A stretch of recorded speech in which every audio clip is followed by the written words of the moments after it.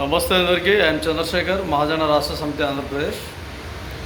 Ration door delivery అనేది వాహనాలు ఇంటి దగ్గరికి వచ్చి వీధులలోకి వచ్చి దాదాపు ఆ మోట్లోనో లేదంటే అటుపక్క మోట్లోనో మధ్యలోనో ఏదో ఒక చోట బండి పెట్టేసి దాదాపు అక్కడ చుట్టుపక్కల ఉండే వ్యక్తులందరూ వెంటనే రేషన్ తీసుకొని వెళ్ళిపోయేవాళ్ళు.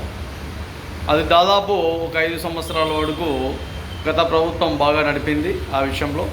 అయితే ఎక్కడ ఏ ప్రభుత్వం వచ్చినా ఎవడొచ్చినా ఏ నాయకుడు వచ్చినా కూడా మోసాలు మానవు, మోసం చేసే వ్యక్తులు మానరు. ప్రజలు బియ్యం అమ్ముకునేటప్పుడు కొనుక్కునేవాడు ఎందుకు కొనుక్కోడు? ఈ స్టోర్ బియ్యం మేము తినము, ఆ స్టోర్ బియ్యం మేము తినము, మాకేమో రేషన్ కార్డు కావాలని ప్రజలు అంటారు. రేషన్ కార్డు కావాలని ప్రజలు అన్నప్పుడు రేషన్ బియ్యం కూడా తినాలన్న ఆలోచన ఉండాలా? ఒకవేళ తినాలన్న ఆలోచన లేనప్పుడు వీళ్ళు వెంటనే బండివాడికి అమ్మేస్తున్నారు. వాడు కొంటున్నాడు. వాడు వేరే వాళ్ళకు వీళ్ళ దగ్గర 10 రూపాయలు 15 రూపాయలు తీసుకొని వేరే వాళ్ళకు 30 రూపాయలు 40 రూపాయలకు అమ్ముకుంటాడు. ఇది ఎప్పటి నుంచో కొన్ని ఏళ్ళ నుంచి మోసాలు, దగలు, టక్కర్లు జరుగుతూనే ఉన్నాయి. ఇవన్నీ ప్రజలకు తెలిసిన విషయాలే. ప్రభుత్వాలకు తెలుసు, ప్రజలకు తెలుసు. మేము అమ్ముకోవడం తప్పని ప్రజలకు తెలుసు. వాడు కొనేవాడు నేను కొనకూడదని వానికి తెలుసు.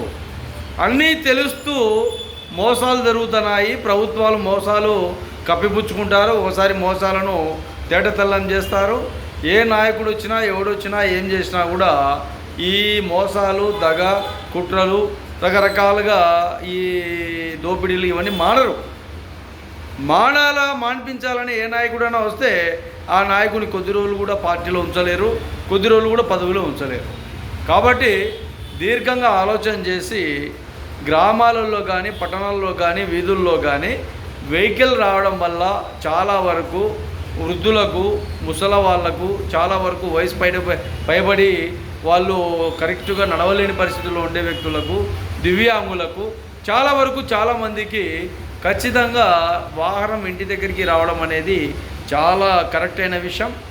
వీటిలో ఎవడైతే మోసానికి పాల్పడుతున్నాడో, ఇబ్బందులకు పాల్పడుతున్నాడో వాడిని ఖచ్చితంగా తక్షణమే వెంటనే రద్దు చేసే విధంగా, ఆ వెహికల్ వేరే వాళ్ళకి ఇచ్చే విధంగా ప్రణాళికలు తీసుకోండి. వెంటనే రద్దు చేసే ప్రణాళికలు జూన్ 1వ తారీఖు నుంచి రాష్ట్ర ప్రభుత్వము వెహికల్స్ రద్దు అంటున్నారు. ఒకసారి ఆలోచన చేయాలని మహాజన రాష్ట్ర సమితి ఆంధ్రప్రదేశ్ ద్వారా ఒక వినతి, ఒక సూచన, ఒక సలహా ఇస్తున్నాం ప్రభుత్వానికి.